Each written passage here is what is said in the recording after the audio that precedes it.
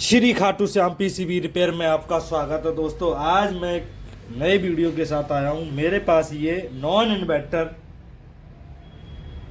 इस एसी का PCB repair होने के लिए आया है। इसमें प्रॉब्लम क्या है, बहुत ही अजीब प्रॉब्लम थी दोस्तों, वो मैंने सॉर्ट आउट कर दी है। तो कुछ बेसिक इन्फॉर्मेशन जानकारी आपको स्टेप बाय स्टेप समझाऊंगा, जिससे कि अगर आपके पास इस तरीके की पीसीबी रिपेयर होने के लिए आती है तो बिल्कुल आसान तरीके से इसे रिपेयर कर सकते हो। अगर आप मेरा वीडियो पूरा वॉच कर गए तो 100% की गारंटी लेता हूं कि आप पीसीबी रिपेयर करना सीख जाओगे। तो सबसे पहले हम आपको बताते हैं कि हमारी ये तीन जो वायर दिख रहे हैं आपको, ये जो तीन वायर दिख रहे हैं, तो ये हमारा न्यूट्रल का वायर है और ये हमारा लाइन का वायर है, ये हमारा आउटडोर को कंप्रेसर चलाने के लिए वायर है। तो ये तीन वायर है। सबसे पहले तो हमको सबसे पहले क्या चेक करना पड़ेगा, सबसे पहले अगर आपके पास पीसीबी डेड होके आती है तो सबसे पहले हम फ्यूज को चेक करेंगे इस तरीके। तो हमारा क्या है, ये फ्यूज ठीक है। तो दोस्तों जब हमारा फ्यूज ठीक होगा तो फ्यूज क्यों उड़ता है उसके रीजन बताता हूँ। रीजन क्या है कि यहाँ पे एक बीडीआर लगा होता है। ये जो बीडीआर लगा हुआ है, जब भी हमारा फ्यूज जाएगा दोस्तों तो ये बीडीआर 100% शॉर्ट निकलेगा। तो उसको बीडीआर को आप चेंज कर दो, आपका पीसीबी ऑन हो जाएगा। बीडीआर जैसे ही चेंज कर दोगे तो वैसे फ्यूज चेंज कर देना, पीसीबी आपका ओके हो जाएगा। अगर आपका फ्यूज भी सही है और बीडीआर भी ठीक है तो उस कंडीशन में यहाँ पे एक ट्रांसफार्मर कंपनी ने लगा रखा है, वो हम आपको दिखा देते हैं कि कस्टमर लेके आया तो उसने ये पैक करके लाया है, तो हम आपको बता देते हैं। तो ये जो एसएमपीएस ट्रांसफार्मर जो हमारा लगा हुआ है वो 012 का लगा हुआ है। 012 का मतलब ये हुआ दोस्तों कि 230 वोल्ट 220 से 230 वोल्ट हमारे यहाँ पे इस फ्यूज के माध्यम से इन होंगे और ये 12 वोल्ट आउट करेगा। 12 वोल्ट आउट करेगा तो ये 12 वोल्ट यहाँ जाएंगे। फिर यहाँ पे एक ब्रिज रेक्टिफायर बनाया गया है दोस्तों, जैसा आपको दिख रहा है 4 वोल्ट डाइवोल्ट लगा के ब्रिज रेक्टिफायर बनाया गया। तो इसमें प्रॉब्लम, फर्स्ट प्रॉब्लम हमारी बीडीआर और फ्यूज की। सेकंड प्रॉब्लम जो है हमारा ये एसएमपीएस ट्रांसफार्मर भी शॉर्ट हो जाता है। तो आप क्या करोगे, एसएमपीएस ट्रांसफार्मर 012 का लगा के आप चेंज कर सकते हो, तो चेक कर सकते हो। तो उसका चेक करने का तरीका मैं बताता हूँ कि आपको अगर यहाँ पे इसको जैक को बाहर निकाल देना और मल्टीमीटर को कंटिन्यूटी पे लगा के यहाँ पे आपको कंटिन्यूटी आनी चाहिए दोस्तों। क्या आनी चाहिए, कंटिन्यूटी। अगर यहाँ कंटिन्यूटी आती है, क्योंकि अभी थोड़ा हमारा प्रॉप नहीं लग पा रहा है दोस्तों, इसलिए थोड़ी दिक्कत हो रही है, तो हम क्या करते हैं यहाँ से इसको लगा देते हैं। यहाँ से जैसा आपको दिख रहा होगा तो यहाँ पे देखो कंटिन्यूटी मिल रही है। तो इस कंटिन्यूटी से क्या होगा दोस्तों कि हमारा ये यहाँ पे 12 वोल्ट सप्लाई ओके है। तो हम यहाँ क्या करते हैं, इसको हम लगा देते हैं। उसके बाद हम, अगर आपका ये 12 वोल्ट बन रहा है, अगर 12 वोल्ट बन रहा है तो यहाँ पे जो ब्रिज रेक्टिफायर बनाया गया है तो ये डाइवोड भी शॉर्ट हो सकते हैं। तो आप उस कंडीशन में डाइवोड पे जाके बारी बारी से डाइवोड चेक कर सकते हो। तो ये डाइवोड हमारा दोस्तों ठीक है। इसके बाद ये डाइवोड चेक करेंगे हम, ये भी डाइवोड ठीक है। इसके बाद ये भी डाइवोड ठीक है। इसके बाद ये भी डाइवोड हमारा ठीक है। तो यहाँ तक तो सप्लाई हमारी ओके है दोस्तों।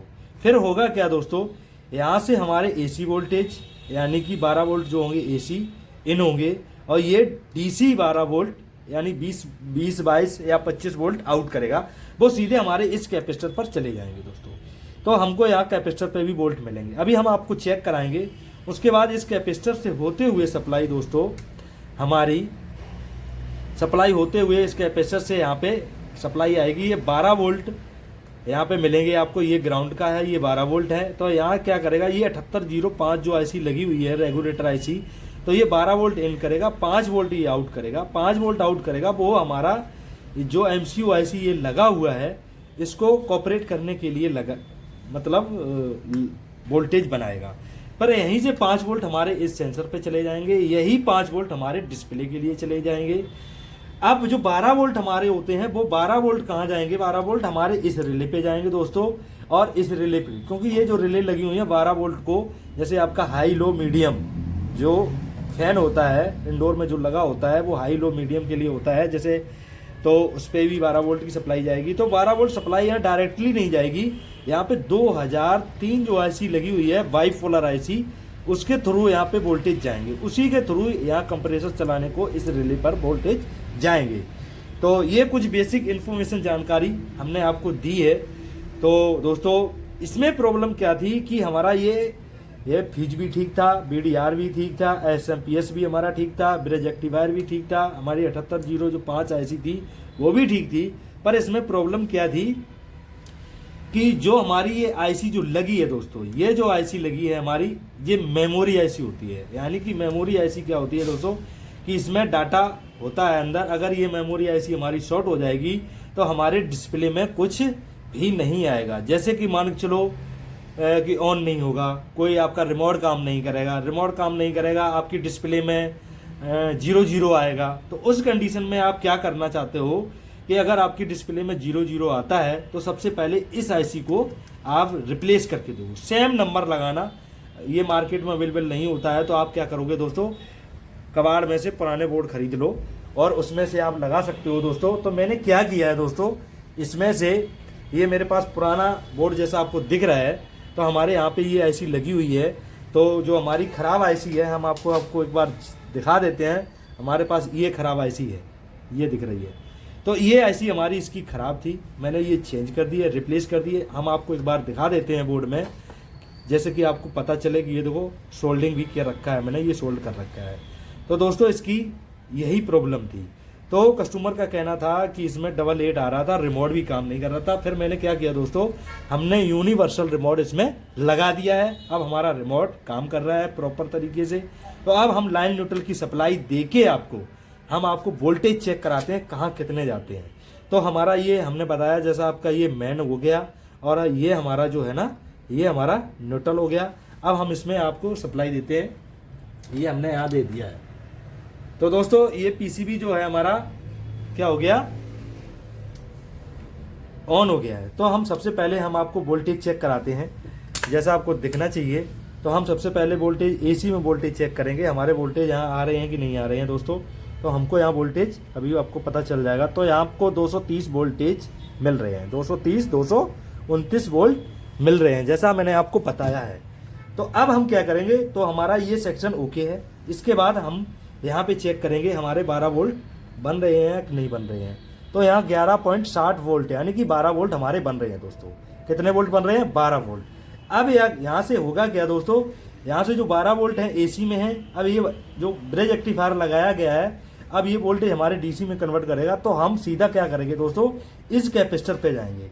तो हम इस कैपेसिटर पे चेक करेंगे हमारे कितने वोल्ट बन रहे। तो मैंने जैसा आपको बताया था कि 12 भी मिलेंगे आपको, 13 भी वोल्ट मिलेंगे, 15 भी वोल्ट मिलेंगे। तो यहाँ आपको हमको दिखा रहा है 13 वोल्ट 36 पॉइंट दिखा रहा है। तो हमारा इस कैपेसिटर पे भी वोल्टेज बन रहे हैं, यानी 14 वोल्ट मान के चलते हैं। अब हम क्या करेंगे, 7805 आईसी जो हमारी ये लगी है, तो यहाँ हमको वोल्टेज मिलने चाहिए। तो यहाँ पे हमको 13 वोल्ट मिल रहे हैं, ग्राउंड के साथ मैंने अटैच किया है, ये 13 वोल्ट हो गया और ये हमारा 5 वोल्ट का हो गया, जैसा आपको दिख रहा है। तो ये 5 वोल्ट भी हमारे ओके बन रहे हैं। तो दोस्तों ये कुछ प्रोसेस मैंने जो जानकारी दी है वो आपको, उसके बाद ये जो हमने आईसी रिप्लेस की है, उसके बाद जो और प्रॉब्लम आती है दोस्तों, जैसे कि मान के चलो आपका यहाँ कंप्रेसर सप्लाई नहीं दे रहा है और वोल्टेज सारे बन रहे हैं, तो आप फर्स्ट टाइम क्या करोगे कि सबसे पहले इस रिले को चेक करोगे आप। अगर ये रिले आपकी ठीक है तो यहाँ से जो सप्लाई इस रिले पे जाती है दोस्तों, तो आपको क्या करना पड़ेगा, यहाँ से आपको ये चेक करना पड़ेगा हमारे इस रिले पे 12 वोल्ट मिल रहे हैं कि नहीं मिल रहे हैं। वो आपको 12 वोल्ट कैसे चेक करने हैं वही हम आपको बताएंगे। तो आपको क्या करना है, एक जो प्रॉप होती है ग्राउंड पर रख लेंगे और दूसरी प्रॉप हमको ये चेक करना होता है कि हमारे वोल्टेज बनते हैं कि नहीं बनते हैं। तो यहाँ पे हमें क्या करना पड़ेगा कि हमको ग्राउंड लेना पड़ेगा। ग्राउंड में अभी आपको दिखाता हूँ ग्राउंड कहाँ से लिया जाए। तो हम सीधा ले लेते हैं, यहाँ से ले लेते हैं दोस्तों, यहाँ से हमने ग्राउंड ले लिया है।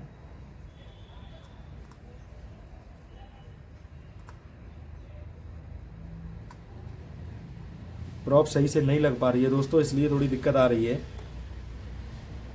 क्योंकि 12 वोल्ट के लिए हमको चेक करना पड़ेगा। तो हम सबसे पहले क्या करेंगे, वहाँ मेरी प्रोब ठीक से नहीं लग पा रही है तो हम यहाँ चेक करेंगे। तो यहाँ हमको 1.4 वोल्ट आ रहे हैं, यहाँ पर मुझे यहाँ पे 12 वोल्ट मिलेंगे दोस्तों। ग्राउंड के साथ चेक करना पड़ेगा। तो यहाँ हमको 14 वोल्ट मिल रहे हैं, यानी कि हमारा ये ग्राउंड है, तो हमको यहाँ 14 वोल्ट मिल रहे हैं। अगर यहाँ पे आपको 14 वोल्ट मिल रहे हैं तो आप समझ जाना कि यहाँ पे वोल्टेज बन रहे हैं, तो इसका मतलब हमारी ये रिले ख़राब है। तो ये रिले आपकी 100% ख़राब निकलेगी, तो आप इसे चेंज कर दोगे, आपकी कंप्रेसर को सप्लाई चली जाएगी। दूसरी चीज़, दूसरा स्टेप मैं बता रहा हूँ, जैसे कि मान के चलो यहाँ पे भी आपको 14 वोल्ट मिल रहे हैं, 14 वोल्ट मिल रहे हैं, और यहाँ आपको 12 वोल्ट मिल रहे हैं ग्राउंड के साथ, यहाँ 5 वोल्ट नहीं मिल रहे हैं। उस कंडीशन में आप क्या करोगे, इस रेगुलेटर आईसी को आप चेंज कर दोगे, यानी कि इसकी 5 वोल्ट की जो आईसी मतलब जो होता है वो शॉर्ट हो जाता है, इसलिए आप मतलब 5 वोल्ट आउट नहीं करता है। उसके बाद आप क्या करोगे, अगर आपकी रिले भी ठीक है, यहाँ भी 14 वोल्ट बन रहे हैं, तो आपको जो यहाँ पे जो सेंसर लगे हुए हैं, जो हमारा रूम का सेंसर होता है, जैसा मैंने आपको बताया ये रूम वाला सेंसर होता है, कभी कभी क्या होता है दोस्तों, ये हमारा ख़राब हो जाता है। ख़राब क्या हो जाता है कि जैसे कि यहाँ पे हमको क्या होता है दोस्तों कि यहाँ पे हमें 10 किलो ओम का सेंसर चाहिए, किसी ने बंदे ने यहाँ 5 किलो का लगा दिया है, तो कंप्रेसर के लिए सप्लाई ये नहीं भेजेगा। तो उस कंडीशन में आपको यहाँ पे सेंसर चेंज करके चेक करना ज़रूरी होता है। तो ये सेंसर दोनों आपको चेक करने पड़ेंगे।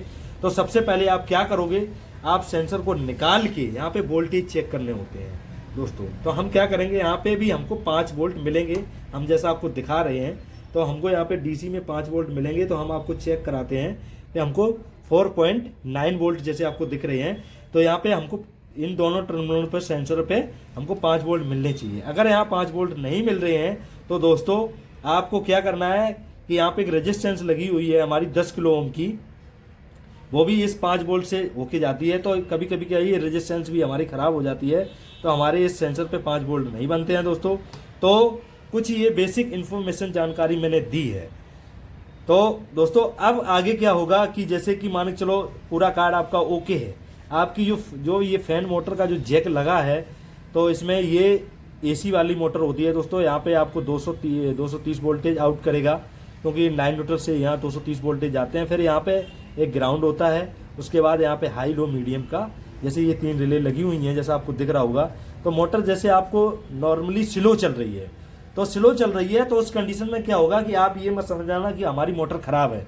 तो उस कंडीशन में आपको क्या करना पड़ेगा, ये कैपेसिटर लगा हुआ है, इसकी वैल्यू क्या हो जाती है, डाउन हो जाती है। जब डाउन हो जाती है उस कंडीशन में हमारी मोटर जो होती है, जो राउंड अप होते हैं वो स्लो मोशन में चले जाते हैं। तो उस कंडीशन में आपको कुछ भी नहीं चेक करना है, सीधा सीधा आपको इस कैपेसिटर को रिप्लेस करना है। आप कैपेसिटर रिप्लेस कर दोगे, अगर यहाँ पे 1.5 का लगा है तो आप 2 का लगा सकते हो, यहाँ पे अगर 2 का लगा है तो 2.25 का लगा सकते हो, अगर 2.25 का लगा है तो आप 2.5 को कैपेसिटर लगा सकते हो, पर 2.5 से ज़्यादा मत लगा देना। अगर 2.5 से ज़्यादा लगा दोगे तो उस कंडीशन में क्या होगा कि आपकी मोटर जल जाएगी, यानी ख़राब हो जाएगी। तो जितना यहाँ पे लगा हो उससे ज़्यादा से ज़्यादा आप 10% एक्स्ट्रा लगा सकते हो। तो कुछ बेसिक इन्फॉर्मेशन जानकारी मैंने आपको दी है इस पीसीबी की नॉलेज। तो अगर आपको वीडियो मेरा पसंद आया हो तो हमारे चैनल को सब्सक्राइब और लाइक कमेंट जरूर करें। तो दोस्तों अगर मेरा वीडियो आपको पसंद आया हो और आपको नॉलेज अच्छी लगी हो तो हमारे चैनल को सब्सक्राइब जरूर करें, क्योंकि जो भी पीसीबी हमारे पास रिपेयर होने के लिए आएगी उसका वीडियो हम आपके लिए ज़रूर बना कर डालेंगे, जिससे कि जितने भी नए टेक्नीशियन भाई इस काम को सीखना चाहते हैं, अगर उन तक हमारा वीडियो पहुंच जाता है तो आप पूरा वीडियो वॉच करो और पीसीबी रिपेयर करना सीखिए। कोई पैसा नहीं ले रहा हूं, फ्री में सिखा रहा हूं। तो दोस्तों अब लास्ट पॉइंट जो बचा है हमारा वो बहुत ही यूजुअल है, उसको हम आपको बताते हैं। जो हमारी यहाँ पे जो आपको ये जैक दिख रहा है, ये हमारा क्या है, स्विंग मोटर के लिए है। स्विंग मोटर जो हमारी होती है अगर नहीं चलती है तो उस कंडीशन में क्या होता है कि ये जो आईसी लगी है दोस्तों, ये स्विंग मोटर को चलाने के लिए लगाई गई है। तो सबसे पहले क्या है कि आप स्विंग मोटर चेंज करके देखो। अगर चेंज करने से भी मोटर नहीं चल रही है तो उस कंडीशन में आप सीधी ये जो आईसी है इसको रिप्लेस कर देना, लगा देना, आपकी स्विंग मोटर चल जाएगी। तो ये कुछ बेसिक इन्फॉर्मेशन जानकारी मैंने आपको दी है। और एक जानकारी मैं दे दूं, साथ साथ में जैसे आपके सारे वोल्टेज बन रहे हैं, सारे वोल्टेज प्रॉपर तरीके से बन रहे हैं। यहाँ पे 5 वोल्ट भी बन रहे हैं और आपके 12 वोल्ट भी बन रहे हैं और सारा कुछ हो रहा है। यहाँ पे 14 वोल्ट भी बन रहे हैं और आपकी डिस्प्ले में लाइट नहीं आ रही है। उस कंडीशन में आप क्या करोगे, यहाँ पे एक क्रिस्टल लगा हुआ है, जैसा आपको दिख रहा है ये क्रिस्टल, आप इस क्रिस्टल को जैसे ही चेंज करोगे आपकी डिस्प्ले में लाइट आ जाएगी। इसमें 4 का कैपेसिटर मिलेगा और आपको 8 का भी मिल सकता है, 10 का भी मिल सकता है, पर जितने का क्रिस्टल लगा होता है दोस्तों उतना का ही लगाना, नहीं अगर ज़्यादा का लगा दोगे तो हमारी जो ये मेन आईसी है वो हमारी शॉर्ट हो जाएगी, ख़राब हो जाएगी। तो दोस्तों जैसा मैंने आपको बता दिया था, क्रिस्टल के बारे में भी बता दिया है, तो पूरे बोर्ड के बारे में मैंने नॉलेज दे दी है। जितना भी मेरा सब्सक्राइबर है, जो न्यू सब्सक्राइबर है और इस काम को सीखना चाहता है, तो वीडियो को पूरा वॉच करो दोस्तों। मैं 100% की गारंटी देता हूँ, अगर मेरा पूरा वीडियो वॉच कर गए तो 100% नहीं 120% की गारंटी लेता हूँ आप दोस्तों पीसी भी रिपेयर करना सीख जाओगे। तो कुछ बेसिक इन्फॉर्मेशन जानकारी दी है मैंने, जो भी इस बोर्ड में थी A to Z जानकारी मैंने आपको दे दी है। आपको ऐसा वीडियो पूरे YouTube पे कहीं नहीं मिलेगा, ये मैं दावे से बोलता हूँ। तो दोस्तों